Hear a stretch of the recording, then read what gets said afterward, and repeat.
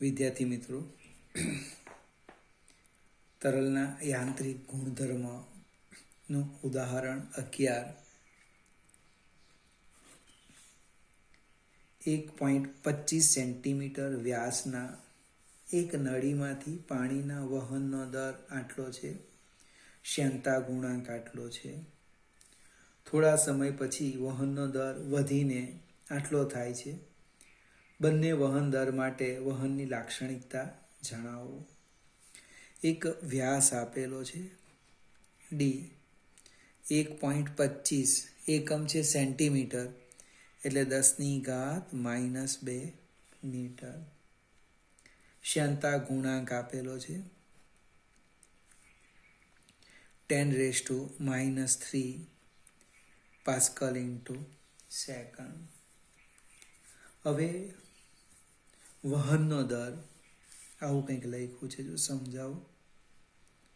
વહનનો દર 0.48 લીટર પર મિનિટ. હવે એને આપણે શામાં ફેરવી દઈએ?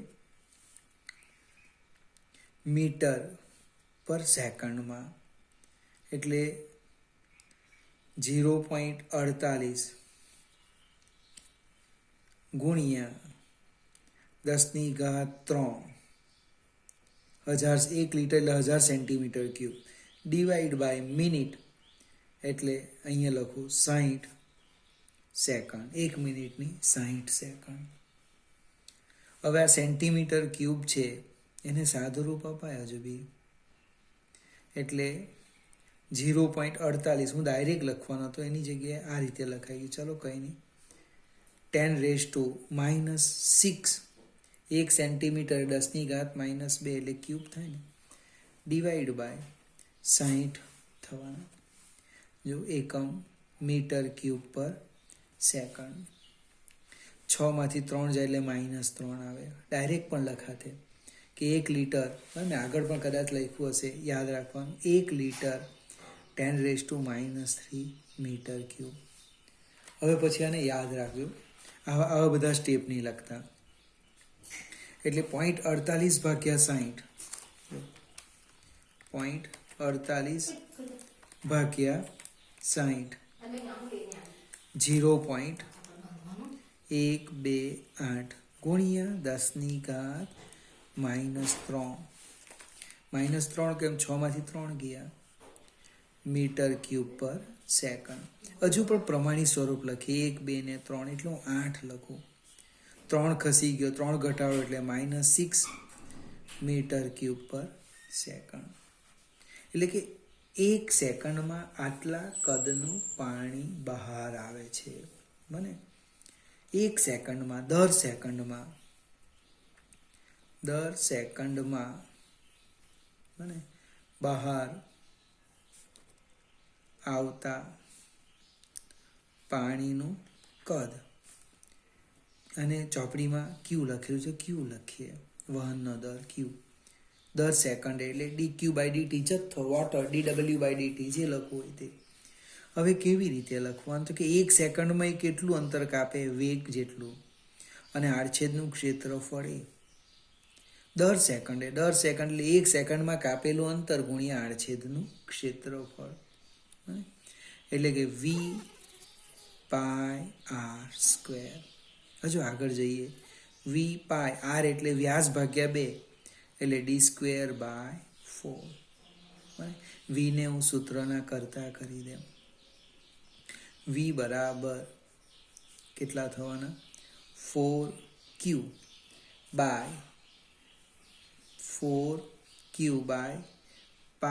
Into d². હવે રેનોલ્ડ અંક છે, બને રેનોલ્ડ્સ અંક, NR અથવા ચોપડીમાં લખેલું છે RE. ρ/v/η. એમાં v ની કિંમત મૂકીએ એટલે શું થશે? કોમન ચર્ચા છે કે RE બરાબર ρd/η into v 4q by pi D square. લગભગ એક ડી નીકળી જશે એટલે આરી આવશે 4q rho eta pi into D. હવે Q1 ને Q2 લખીએ. બને આપણે બે આપ્યા છે ને, તો કિંમત મૂકી દઈએ બધી જ. R1 બને 4, Q કેટલા છે આપણા 8 ગુણ્યા 10 ઘાત -6 ગુણ્યા 1000 10 ઘાત 3 ઈટા 10 ઘાત -3 ગુણ્યા 3.14 ગુણ્યા ડી 1.25 ગુણ્યા 10 ઘાત -2. વિદ્યાર્થી મિત્રો સમજવા પ્રયત્ન કરીએ આપણે. 4 ગુણ્યા 8 એટલે લગભગ 32 ભાગ્યા 3.14 ભાગ્યા 1.25.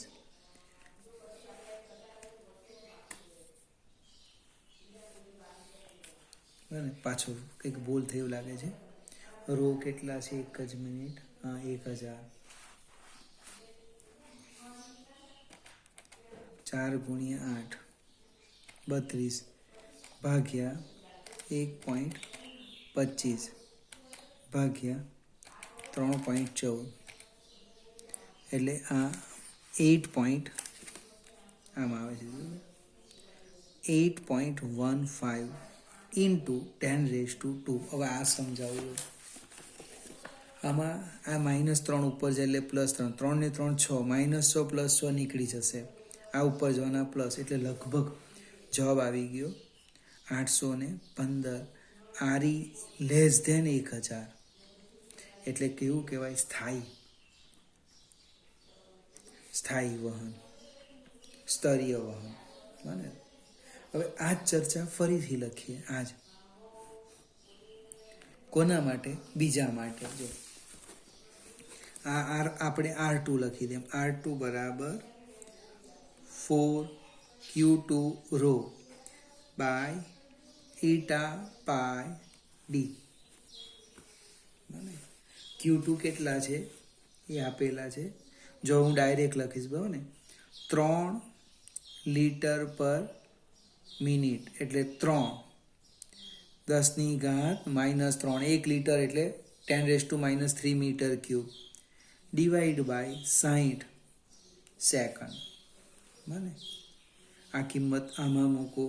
જોઈએ આપણે 4 ગુણ્યા Q2 3/60 એટલે 0.05 ગુણ્યા 10 ઘાત -3 ગુણ્યા 10 ઘાત 3 ડિવાઈડ બાય ઈટા. ઈટા આપણે કેટલા લખ્યા? 10⁻³ 3.14 ગુણ્યા 1.25 ગુણ્યા 10 ઘાત -2. સાદું રૂપ આપીએ આપણે 0.05 ગુણ્યા 4 એટલા આટલા ભાગ્યા 3.14 ભાગ્યા 1.25 એટલે 0.05095. હવે આમાં શું થવાનું? આ 3 ને 3 નીકળી જવાના. -3 -2 એટલે -5. ઉપર જાય એટલે +5. 1 2 3 4 ને 5 એટલે કેટલા થવાના? જો R2 5095 બને ઇઝ ગ્રેટર ધેન 1000. સોરી 3 કે 2000 આપણે લખતા છે, 2000 કે 3000 લખતા છે. એટલે કહેવાનો અર્થ આ પ્રક્ષુબ્ધ વહન આવવાનું. આ કયું વહન? અસ્થાયી વહન આવવાનું. પ્રક્ષુબ્ધ વહન. આ વહનને કેવું કહેવાના? પ્રક્ષુબ્ધ. ફરીથી આ પૂછી શકાય દાખલો. આમાં જે મેઇન સ્ટેપ હતો ને આ છે. વહનનો દર લિટર પર મિનિટ. એને સાદું રૂપ આપ્યું આનો અર્થ શું થાય કે દર સેકન્ડે બહાર આવતા પાણીનું કદ મીટર ક્યુબ કદ, તો 1 સેકન્ડમાં કાપેલું અંતર એટલે વેગ ગુણ્યા ક્ષેત્રફળ. ખ્યાલ આવશે કે આ સ્ટેપ લખાઈ ગયું, વેગને સૂત્રમાં કરતા કીધા. આમાં વીની કિંમત મૂકી એટલે આવી ગયું. પછી સામે લખવાનું તમારે. મેં ભલે એમ આગળ પાછળ લખ્યું, તમારે અહીંથી 2 ભાગ પાડી દેવાના. આગળ જઈએ. 12મો એક્ઝામ્પલ. 2 મિલીમીટર વ્યાસની એક કેશ નળીની નીચેને છેડો બીકરમાંના પાણીની સપાટીથી 8 સેન્ટીમીટર નીચે સુધી ડૂબાડેલો છે. નળીના પાણીમાંના છેડા આગળ એક અડધો ગોળાકાર પરપોટો રચવા માટે નળીમાં કેટલું દબાણ જરૂરી છે? હવે ફિગર સમજાવો.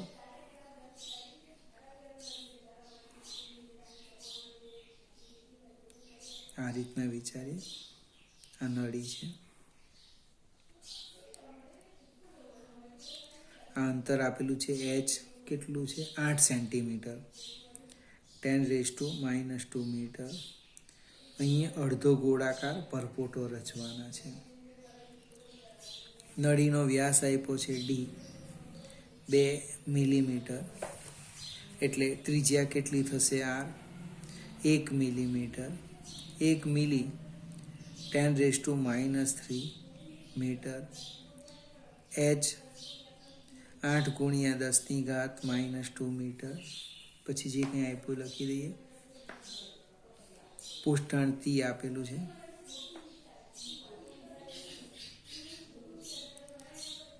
-2 પાસ આપણે ન્યૂટન પર મીટર એકમ. મારી ભૂલ થતી હતી. વાતાવરણનું દબાણ આપેલું છે એટમોસ્ફિયર.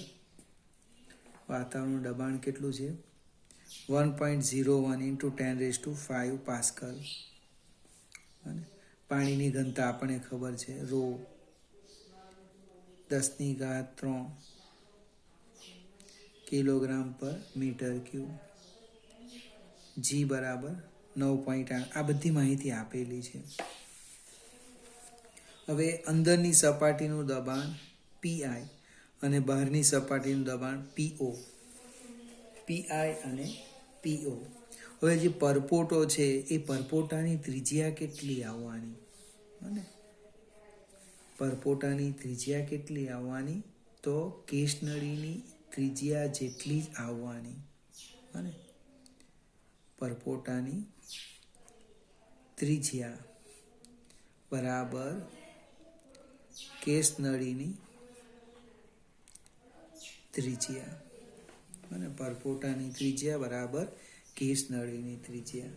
હવે આપણી પાસે દબાણનો તફાવતનું સૂત્ર છે. દબાણનો તફાવત અંદરનો, તો કે PI - PO બહારનું બરાબર 2t/r. મારે અંદરનું શોધવાનું છે, કેટલું દબાણ કરવું પડે. PI બરાબર PO પ્લસ 2t/r. હવે પ્રશ્ન આવ્યો PO એટલે આ બિંદુ પાસેનું દબાણ કેટલું જોયું. આ સમક્ષિતિજ PO હું અહીંયા લખું છું, ફિગર જોજો. તો આ સ્તંભનું દબાણ વત્તા અહીંયા એટમોસ્ફિયરનું દબાણ, બને એટલે પરપોટાની બહારનું દબાણ. પરપોટાની બહારનું દબાણ PO બરાબર કેટલું? તો કે વાતાવરણનું દબાણ વત્તા h ρ g. આ કિંમત આમાં મૂકીએ એટલે અંદરનું દબાણ આવવાનું. PI બરાબર PO PA plus h ρ g plus 2t/r. આપણે બધી જ કિંમત મૂકી દઈએ એટલે PI આવશે. PI બરાબર PA 1.01 10⁵ plus h ρ g, h 8 ગુણ્યા 10⁻² ρ 10⁻³ g 10 પ્લસ પુષ્ટાણ ટ્વાઇસ s 2 × પુષ્ટાણ આપણું કેટલું છે 7.3 into 10⁻², upon r, ત્રિજ્યા 10⁻³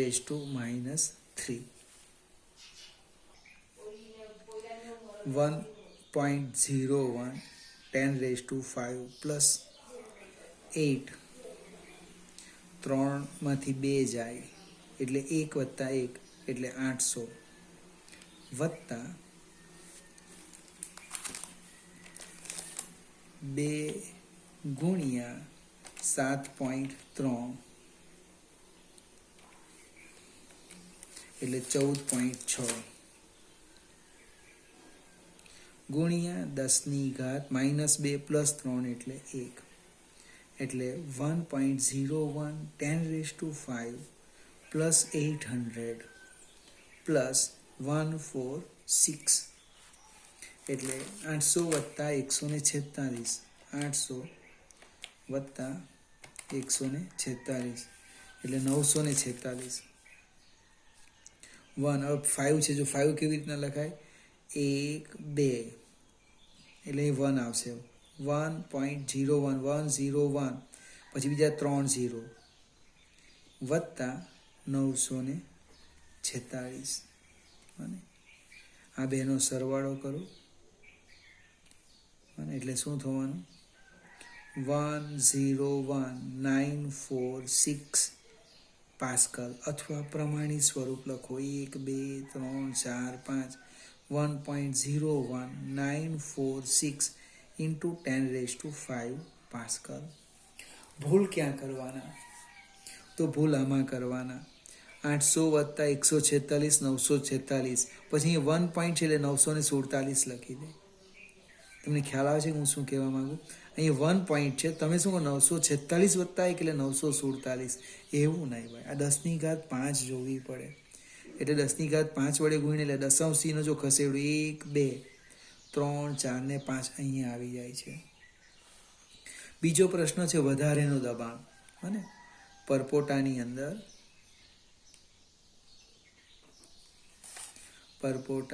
અંદર વધારાનું દબાણ PI માઇનસ PO બરાબર twice S twice T by R. ચોપડીમાં S લખેલું છે, બંને ચાલે સંજ્ઞા. 2 ગુણ્યા T, T પૃષ્ઠતાણ છે 7.3 ગુણ્યા 10⁻², છેદમાં ત્રિજ્યા 10⁻³ એટલે જવાબ આપણે સાદુરૂપ આપો 14.6 ગુણ્યા 10⁻1 એટલે 146 પાસ્કલ. અહીંયા લગભગ ઉદાહરણ પૂરા થાય છે. હવે સ્વાધ્યાય પર જઈએ.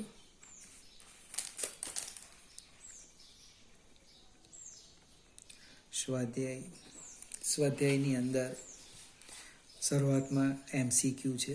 પહેલા દાખલામાં એટલે ચર્ચા કરીએ આપણે. નંબર 1 એમાં એ લખ્યું છે, માનવમાં પગ આગળ લોહીનું દબાણ મગજ આગળ હોય તે કરતાં વધુ હોય છે. હવે વ્યક્તિ આ રીતે ઊભેલો હોય અને અહીંયા મગજ લઈ લઈએ, અહીંયા પગ લઈ લઈએ, તો આ જે ઊંચાઈ આવવાની આ H, એટલું એને વધારેનું દબાણ લાગવાનું. અને મગજ કરતાં પગમાં રુધિરનું દબાણ વધુ. એનું કારણ કે રુધિર વાહિનીની લંબાઈ, આ લંબાઈ મગજ કરતાં કેવી આવવાની? વધારે આવવાની. અને આટલો એનો લોહીનો સ્તંભ બનવાનો. એટલું દબાણ અહીંયા જે વાતાવરણ લાગે એના કરતાં વધારે લાગે. બીજો પ્રશ્ન છે, વાતાવરણની ઊંચાઈ. એમ કે ચોપડીમાં છે, આપણે લગભગ આગલા ચેપ્ટરમાં ચર્ચા પણ કરી ગયા. વાતાવરણની ઊંચાઈ લગભગ 100 કિલોમીટર. હવે 100 કિલોમીટર હોવા છતાં એમ કે 6 કિલોમીટરની ઉપર વાતાવરણનું દબાણ ઘટીને તેની દરિયાની સપાટી આગળના મૂલ્યનું લગભગ અડધું થાય. હવે આ સપાટી છે વાતાવરણ, દરિયાની સપાટી, અને આ અંતર લઈ લે 100 કિલોમીટર.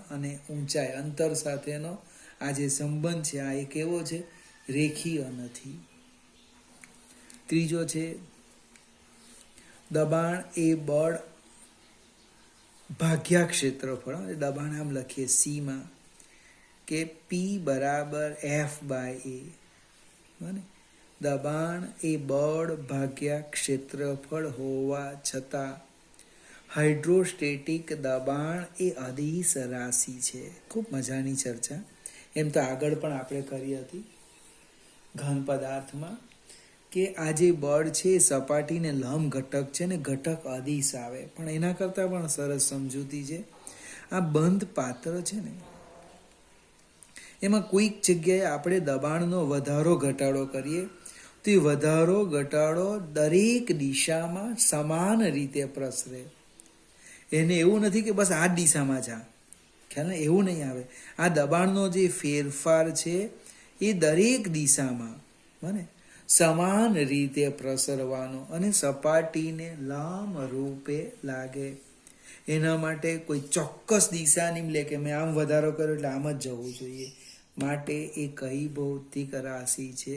અદિશ ભૌતિક રાશિ. હવે બીજા પ્રશ્નમાં પણ ચર્ચા છે, ટૂંકમાં સમજાવું કે પારો અને પાણી. બીજા પ્રશ્નમાં છે, બે શબ્દો છે, પારો અને પાણી. પારો આપણા શરીરને નહીં ભીંજવે પણ પાણી ભીંજવે. હવે કોણ ભીંજવે અને કોણ ન ભીંજવે એની વાત કરું તો મારી પાસે બે બળ છે, સમશક્તિ બળ અને આશક્તિ બળ. અને બે બળ છે, સમશક્તિ બળ અને આશક્તિ બળ. હવે પારાની વાત કરો. પારો અને વ્યક્તિ અને એટલે જે હશે તે એ સપાટી વચ્ચે જે સમશક્તિ બળ છે, સમશક્તિ બળ ઇઝ ગ્રેટર ધેન આશક્તિ બળ. હું તમને ફિઝિક્સ ન શીખવી શકું તો બની શકે એમાં આ થિયરી આવી જાય કે સમશક્તિ બળ, પારાના અણુ પરમાણુ વચ્ચે લાગતું બળ એ પારો અને જે સપાટી છે એ વચ્ચે લાગતા આશક્તિ બળ કરતાં જો વધારે હોય તો ન ભીંજવે. ક્યારે ભીંજવે? તો કે આશક્તિ બળ એ સમશક્તિ બળ કરતાં વધી જાય તો એ શું કરે? ભીંજવે. ફરીથી કોણ કોને ભીંજવે તો બે રીતે સમજાવાય. એક સંપર્ક કોણ, જો ગુરુ કોણ હોય તો ન ભીંજવે અને લઘુ કોણ હોય તો ભીંજવે, અથવા તો આશક્તિ અને સમશક્તિ બળ પર જવાનું. એની મદદથી પણ સમજાવી શકાય. ત્યાર પછી બીજી એક વ્યાખ્યા આપી છે, પ્રવાહીનું પૃષ્ઠતાણ સપાટીના ક્ષેત્રફળ પર આધારિત નથી. ભાઈ એની વ્યાખ્યા જ એ પ્રકારની છે, જો સમજાવું. બીજામાં સી છે કે આ મુક્ત સપાટી છે. આપણે કોઈક પાત્રમાં ભરેલું છે પાણીને, ઉપરથી જોઈએ તો આ મુક્ત સપાટી છે. એમાં આપણે કોઈક રેખાની કલ્પના કરીએ તો રેખાની આ બાજુનો અણુ આ બાજુના અણુ ઉપર બળ લગાડે. કેવી રીતે? આ રેખાને લંબ અને સપાટીને સમાંતર. બને T = F/L. એને ક્ષેત્રફળ સાથે લેવા દેવા જ નથી. મુક્ત સપાટી પર કલ્પેલી એકમ લંબાઈની રેખાની એક બાજુનો અણુ રેખાની બીજી બાજુના અણુ પર રેખાને લંબ અને સપાટીને સમાંતર જે બળ લગાડે તેને શું કહેવાય? પૃષ્ઠતાણ કહે છે. ત્યાર પછી એક બીજો ગમતો પ્રશ્ન છે. ડિટર્જન્ટ ઓગાળેલા પાણીને નાના સંપર્ક કોણ હોય છે? ડિટર્જન્ટ રાખવામાં આવે એ પાણીનો સંપર્ક કોણ નાનો હોય છે? તો આપણે કેશનળીમાં ઉપર ચડતા અથવા નીચે ઉતરતા પ્રવાહીના સ્તંભની ઊંચાઈનું સૂત્ર મેળવેલું છે. Twice T cos theta by R rho G. Twice T cos theta by R rho G. હવે પાવડર ઉમેરવાથી શું થાય? સંપર્ક કોણ ઘટે? જોઈએ, એચ ચલે છે થીટા. મને થીટા ઘટે એટલે કોસ થીટા વધે. ખ્યાલ આવશે કે નહીં? ખૂણો ઘટે એટલે કોસ થીટાની કિંમત વધે. તમે 0 થી 90 જાઓ તો કોસ થીટા ઘટે અને 90 થી 0 આવો તો કોસ થીટા વધે. કોસ થીટા વધે એટલે કે એચ વધે. હવે કપડામાં જે સૂક્ષ્મ છિદ્રો હોય એમ કે એ કેશ નળી તરીકે વર્તે. હવે જેટલું પ્રવાહીના સ્તંભની ઊંચાઈ વધે એટલો એ મેલના વધારે સંપર્કમાં આવે તે કપડામાંથી બહાર કાઢી શકે. એ ભીંજવે તો કાઢે, ન ભીંજવે તો કાઢે જ નહીં. એટલા માટે પાવડર ઉમેરવાથી શું થાય છે? થીટા ઘટે, કોસ થીટા વધે એટલે ઊંચાઈ વધે. ત્યાર પછીનો પ્રશ્ન છે કે બાહ્ય બળોની અસર હેઠળ ન હોય તેવું પ્રવાહી બુંદ હંમેશા ગોળાકાર. આ લગભગ આગળ પણ ચર્ચા થઈ છે કે મારી પાસે કદ આપેલ છે, એ કદને અનુરૂપ હું જુદા જુદા આકાર વિચારું, અલગ અલગ આકાર વિચારું. એમાં સૌથી ઓછું ક્ષેત્રફળ ગોળાકાર આકારમાં અને કોઈ પણ તંત્ર લઘુત્તમ સ્થિતિ ઉર્જામાં રહેવા પ્રયત્ન કરે. અને કોની સ્થિતિ ઉર્જા લઘુત્તમ બને? યુ કોની લઘુત્તમ? જેનું ક્ષેત્રફળ લઘુત્તમ. માટે બાહ્ય બળની ગેરહાજરીમાં પ્રવાહીનું બુંદ એ ચોરસ, લંબચોરસ, ત્રિકોણ, કોઈ બીજો આકાર નહીં ધરાવે. કયો ધરાવે છે? ગોળાકાર આકાર ધરાવે છે.